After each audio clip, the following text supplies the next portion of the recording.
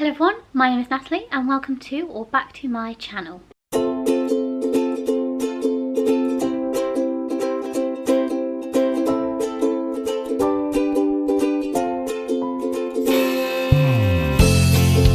Today we're going to continue with reading Alice's Adventures in Wonderland, and we are on to chapter 2, Pool of Tears.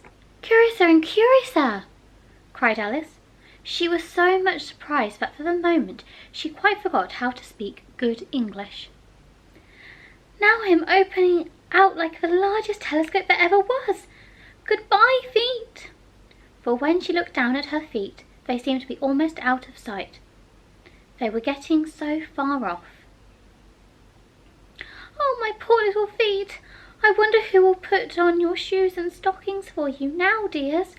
I am sure I shan't be able. I shall be a great deal too far off to trouble myself about you. You must manage the best way you can.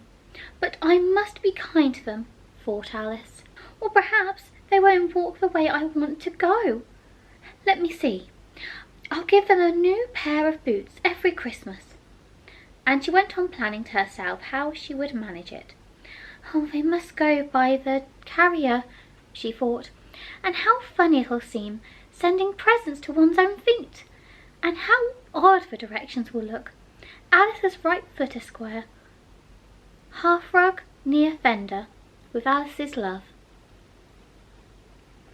"Oh dear, what nonsense I'm talking!" Just at this moment, her head struck against the roof of the hall. In fact, she was now rather more than 9 feet high, and she at once took up the little golden key and hurried off to the garden door. Poor Alice! It was as much as she could do, lying down on one side to look through into the garden with one eye. But to get through was more hopeless than ever. She sat down and began to cry again.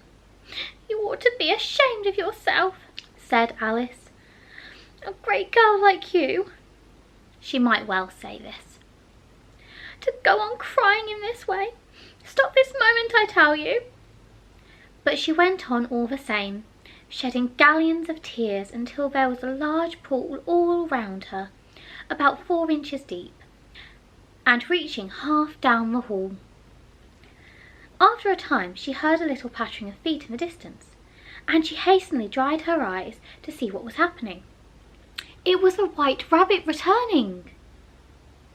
Splendidly dressed, with a pair of white kid gloves in one hand and a large fan in the other, he came trotting along in a great hurry, muttering to himself as he came, "Oh, the Duchess, the Duchess! Oh, won't she be savage if I've kept her waiting?" Alice felt so desperate that she was ready to ask help of anyone. So when the rabbit came near her, she began in a low, timid voice, "If you please, sir." The rabbit started violently, dropped the white kid gloves and the fan, and scurried away into the darkness as hard as he could go. Alice took up the fan and gloves, and, as the hall was very hot, she kept fanning herself all the time she went on talking. "Oh dear, dear, how queer everything is today.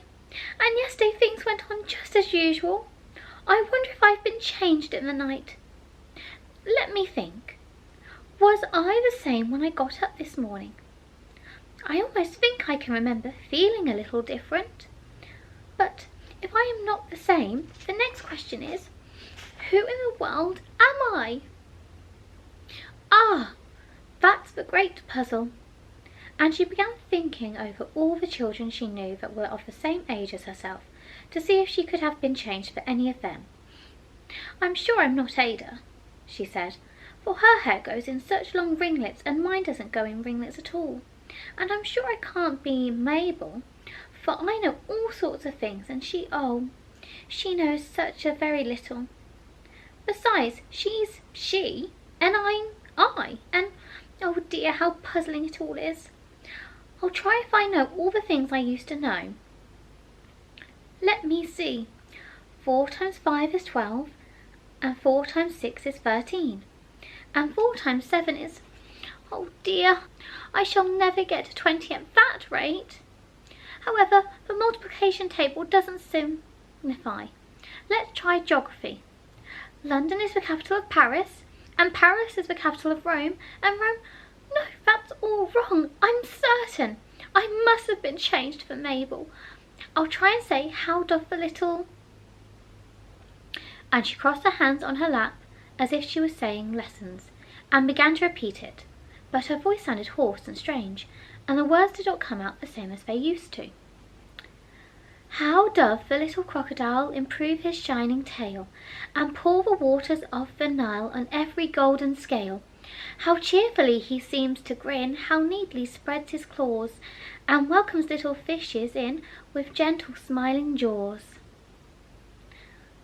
I'm sure those are not the right words, said poor Alice, and her eyes filled with tears again as she went on. I must be Mabel after all, and I shall have to go and live in that poky little house, and have next to no toys to play with, and oh, ever so many lessons to learn.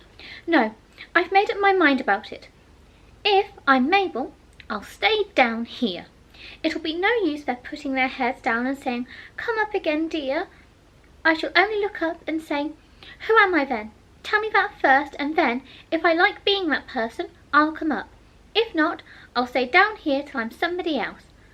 "Oh, but oh dear," cried Alice with a sudden burst of tears. "I do wish they would put their heads down. I am so very tired of being all alone here." As she said this, she looked down at her hands, and was surprised to see that she had put on one of the rabbit's little white kid gloves while she was talking. "How can I have done that?" she thought. "I must be growing small again." She got up and went to the table to measure herself by now, and found that, as nearly as she could guess, she was now about 2 feet high, and was going on shrinking rapidly. She soon found out that the cause of this was the fan she was holding, and she dropped it hastily, just in time to save herself from shrinking away altogether. "That was a narrow escape," said Alice, a good deal frightened at the sudden change, but very glad to find herself still in existence. "And now for the garden," and she ran with all speed back to the little door. But alas! The little door was shut again, and the little golden key was lying on the glass table as before. "And things are worse than ever," thought the poor child, "for I never was so small as this before, never, and I declare it's too bad that it is." As she said these words, her foot slipped, and in another moment, splash! She was up to her chin in salt water. Her first idea was that she had somehow fallen into the sea. "And in that case I can go back by railway," she said to herself. Alice had been to the seaside once in her life, and had come to the general conclusion that wherever you go on the English coast you find a number of bathing machines in the sea, some children digging in the sand with wooden spades, then a row of lodging houses, and behind them a railway station. However, she soon made out that she was in the pool of tears which she had wept when she was 9 feet high. "I wish I hadn't cried so much," said Alice as she swam about trying to find her way out. "I shall be punished for it now, I suppose, by being drowned in my own tears. That will be a queer thing, to be sure. However, everything is queer today." Just then she heard something splashing about in the pool a little way off, and she swam nearer to make out what it was. At first she thought it must be a walrus or a hippopotamus, but then she remembered how small she was, and she soon made out that it was only a mouse that had slipped in like herself. "Would it be of any use now," thought Alice, "to speak to this mouse? Everything is so out of the way down here that I should think very likely it can talk. At any rate, there's no harm in trying." So she began, "Oh, Mouse, do you know the way out of this pool? I am very tired of swimming about here. Oh, Mouse!" Alice thought this must be the right way of speaking to a mouse. She had never done such a thing before, but she remembered having seen in her brother's Latin grammar, "A mouse, other mouse, to a mouse, oh mouse." The mouse looked at her rather inquisitively, and seemed to her to wink with one of his little eyes, but it said nothing. "Perhaps it doesn't understand English," thought Alice. I dare say it's a French mouse, come over with William the Conqueror. For with all her knowledge of history, Alice had no very clear notion of how long ago anything had happened. So she began, "Où est Machette?" which was the first sentence in her French lesson book. The mouse gave a sudden leap out of the water and seemed to quiver all over with fright. "Oh, I do beg your pardon," cried Alice hastily, afraid that she had hurt the poor animal's feelings. "I quite forgot you didn't like cats." "Not like cats?" cried the mouse in a shrill, passionate voice. "Would you like cats if you were me?" "Well, perhaps not," said Alice in a soothing tone. "Oh, don't be angry about it. And yet I wish I could show you our cat Dinah. I think you'd take a fancy to cats. If only you could see her. She is such a dear, quiet thing." Alice went on, half to herself as she swam lazily about in the pool. "And she sits purring so nicely by the fire, licking her paws and washing her face, and she is such a nice soft thing to nurse, and she's such a capital one for catching mice." "Oh, I beg your pardon," cried Alice again, for this time the mouse was bristling all over, and she felt certain it must be really offended. "We won't talk about her any more, if you'd rather not." "We indeed," cried the mouse, who was trembling down to the end of his tail. "As if I would talk on such a subject. Our family always hated cats. Nasty, low, vulgar things. Don't let me hear the name again." "I won't indeed," said Alice, in a great hurry to change the subject of conversation. Are you fond of dogs?" The mouse did not answer, so Alice went on eagerly. "There is such a nice little dog near our house. I should like to show you. A little bright-eyed terrier, you know, with, oh, such long curly brown hair. It'll fetch things when you throw them, and it'll sit up and beg for its dinner and all sorts of things. I can't remember half of them. And it belongs to a farmer, you know, and he said it's so useful. It's worth £100. He said it kills all the rats and—" "Oh dear," cried Alice in a sorrowful tone. "I'm afraid I've offended it again." But the mouse was swimming away from her as hard as it could and making quite a commotion in the pool as it went. So she called softly after it, "Mouse dear, do come back again, and we won't talk about cats or dogs either, if you don't like them." When the mouse heard this, it turned round and swam slowly back to her. Its face was quite pale, with passion, Alice thought, and it said in a low, trembling voice, "Let us go to the shore, and then I'll tell you about my history and understand why it is I hate cats and dogs."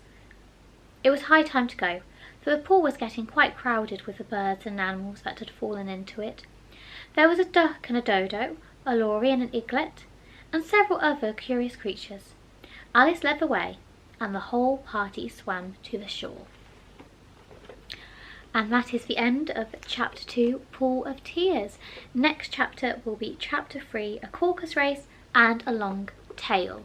So, if you want to check that out, then please join me next week. My plan will be to upload these twice a week, and I will put them in a separate playlist so that you can see all the parts together. But yeah, if you've got any suggestions, or if there's something I'm doing that you're not vibing with, then please let me know in the comments below. I will see you later. Bye!